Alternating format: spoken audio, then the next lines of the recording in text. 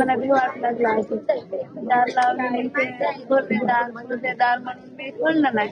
मला वाटलं मला जास्त मारतात का आधीच वाट लागली. मग मी बाथरूम मध्ये गेले. बाथरूम मध्ये दरवाजे दोन्ही बी लावले आणि बरोबर टाकले. मग त्याने जबरदस्ती करून दार आमचं मोडलं आणि मग बाथरूमचं बी दार मोडलं. मग माझ्या अंगावर पडणार होते. मग तो आम्हाला दोन मारले त्यांनी. मग निघ बाहेर म्हणून निघ बाहेर मला बाहेर तुम्ही त्या पोलिसाला ओळखलं नाही म्हणजे मला काहीच कळणार गेलं. मला त्या पोलिसाला तुम्ही ओळखू शकाल का? म्हणजे आज मला चक्कर आल्यासारखं व्हायला घबराट ते व्हायला आज सोडून दे. एक समोर तुमच्या आले तर तुम्ही त्यांना ओळखू शकाल का? नाही. झाकून घेतले चेहऱ्याला त्यांच्या मास्क होते. पण दिसू गेले नाही त्याने ते घातले होते हे दगडफेक होते लागून म्हणून त्याची प्लेट इथं असते का ती झाकल्या गेली त्याच्यामुळे ते नाव वाचले आलं नाही. बाळा तीन बाई आता असं सामान्य माणसं गेलं नव्हतं तसं भीती वाटायली तिला की नाही म्हणाले भीती वाटायली. आले माझ्या लक्षात सर म्हणजे SRP होती ती स्थानिक पोलीस होता.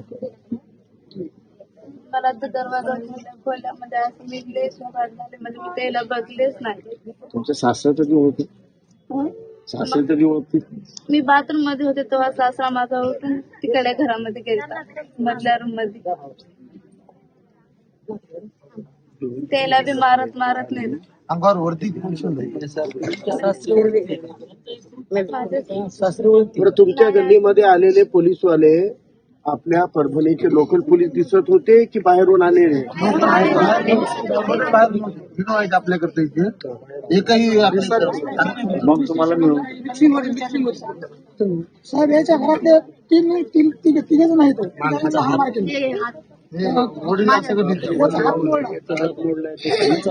आणि याचा भाऊ सेंट्रल जिल्हा सरकार दवाखान्याचा नेले ना त्याचा हात मोडला.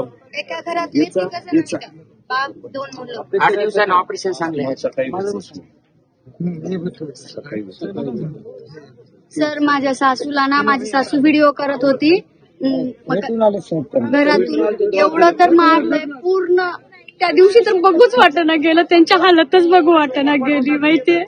आणि आता पण त्यांच्या डोक्यामध्ये एवढी चक्कर यायला लागली गरगरायला. सिटी स्कॅन केली पण म्हणालेत नांदेडला किंवा मग औरंगाबाद मध्ये घाटीमध्ये घेऊन जा म्हणून इथं इलाज नाहीये. तर म्हणजे त्यांना फक्त हलवायचंय का? त्यांना त्यांची तब्येत एवढी खालावली पूर्ण. ते आधीच हृदयाचे ते ब्लॉक झाले होते. त्यांना हॉस्पिटलमध्ये महिनाच झालं त्यांची अँजिओग्राफी केलेली आहे आणि ते त्याच्यामध्ये एवढं ते जातच होत्या पण ते कसं तरी देवा तुमची कृपा आहे म्हणून ते हे झालं.